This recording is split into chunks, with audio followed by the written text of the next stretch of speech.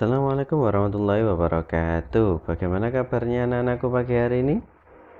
Sehat semua? Alhamdulillah sehat ya. Sudah pada sarapan apa belum? Sudah sholat duha semuanya? Berapa rakaat tadi? Ada yang 2, ada yang 4 ya. Oke, anak-anakku, ketika kita di rumah, jangan lupa kita selalu melaksanakan ibadah yang sesuai dengan agama Islam dan yang dianjurkan oleh agama kita, yaitu jangan sampai kita meninggalkan sholat ya. Baik anak-anakku, sebelum kita mulai pembelajaran pada pagi hari ini, alangkah lebih baiknya kita berdoa terlebih dahulu dengan membaca basmalah agar ilmu kita bermanfaat dan dapat kita terapkan di lingkungan kita. Bismillahirrahmanirrahim. Baik anak-anakku sekalian, kita kali ini akan membahas pengalamanku di tempat bermain. Sudah di tema 5, subtema 3, lanjutan dari materi minggu kemarin ya. Nah anak-anakku, di tema 5 subtema 3 ini kita akan membahas 2 sila, yaitu sila keempat dan sila kelima yang bertujuannya yang sesuai dengan pengalamanku di tempat bermain. Baik anak-anakku, nah di sila keempat bunyinya seperti apa? Kerakyatan yang dipimpin oleh hikmat kebijaksanaan dalam permusyawaratan perwakilan. Lambangnya, lambangnya apa? Betul sekali, lambangnya adalah kepala banteng. Nah, sila keempat ini mengajak kita untuk bermusyawarah dalam menyelesaikan suatu masalah. Nah, contohnya apa saja, di sila keempat ini, contoh yang pertama yaitu ada tidak memaksakan kehendak ketika bermain dengan teman. Nah, ini yang sering terjadi. Kamu jadi ini ya, jangan jadi itu. Kamu gak cocok.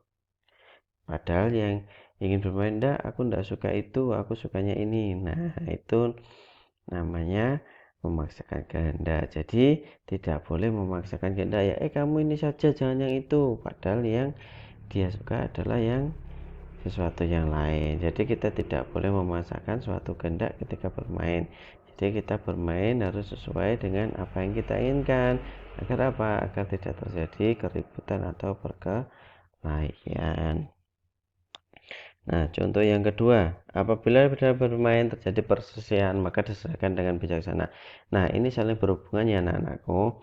Ketika kita bermain dan memaksakan kehendak, maka akan terjadi perkelahian seperti ini. Nah, apabila sudah terjadi perkelahian, maka kita harus menyelesaikannya dengan baik, dengan bijaksana.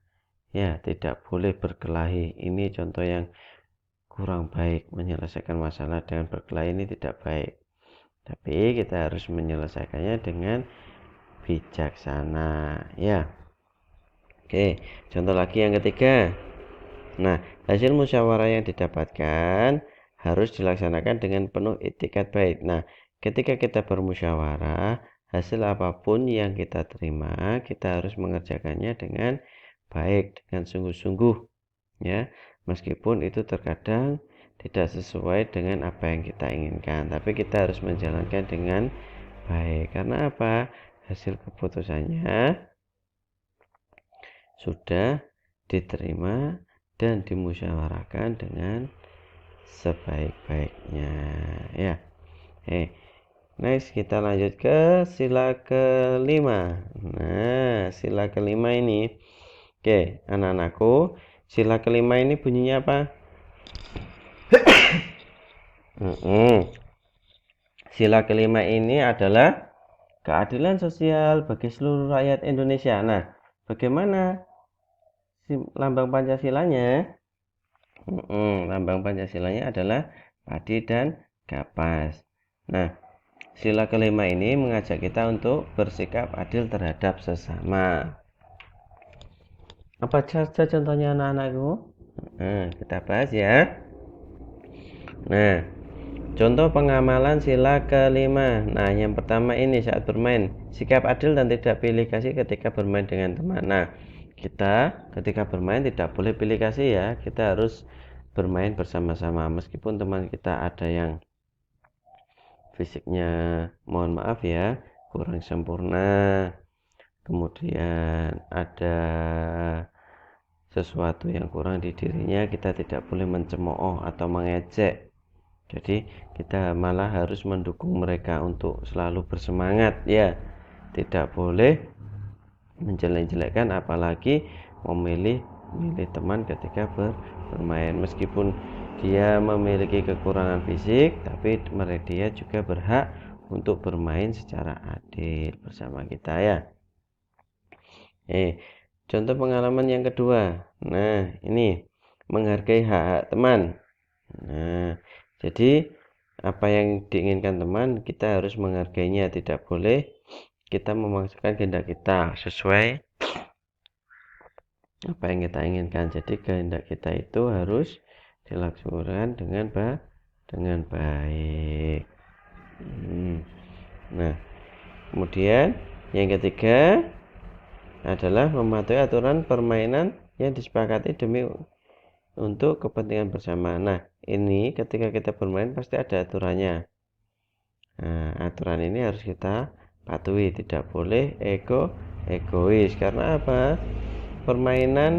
Aturan dalam permainan ketika kita patuhi maka permainan itu akan berjalan menyenangkan.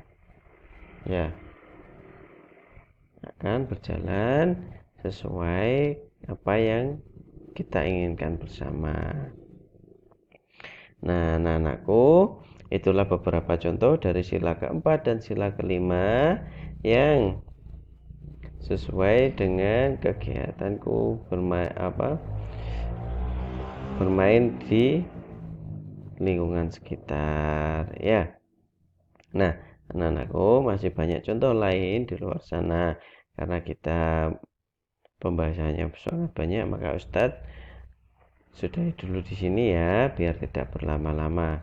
Karena pembahasan kita nanti akan berlanjut di tema selanjutnya.